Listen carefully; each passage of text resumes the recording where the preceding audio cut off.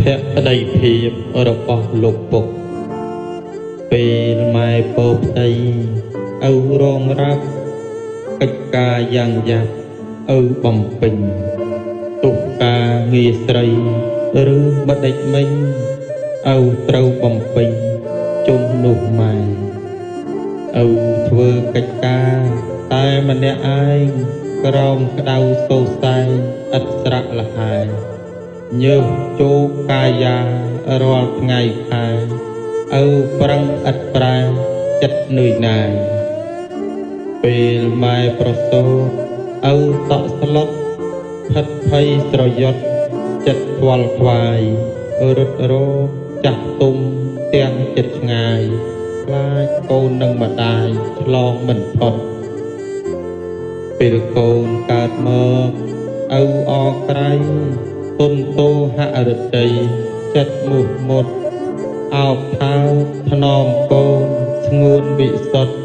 ឪដូចបានមកុដពាក់លើក្បាលរួចឪធ្វើការ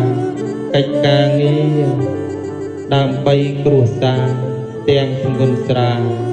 ចិញ្ចឹមម៉ែកូនស្ងួនត្រកាល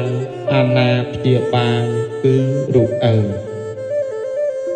ជាព្រះព្រំត្រនំកូន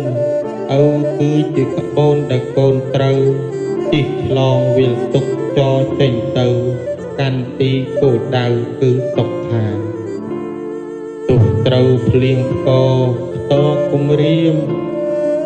ឪផ្គងព្យាយាមឥតរុញរាជីកពោះកកាយផែនពៈសុធា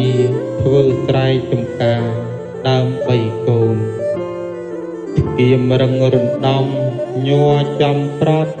ឪស្ទើរសន្លប់ស្លាប់សោះសូនតែឪនៅតែនឹកនាកូនមាសស្ងួនស្មោះស្ម័គ្រស្មើជីវិតឪធ្វើកិច្ចការតាំងពីព្រឹកតែចិត្តរលឹកកូនពិតពិតរសៀលជ្រៀលជ្រេរេសាយចិត្ត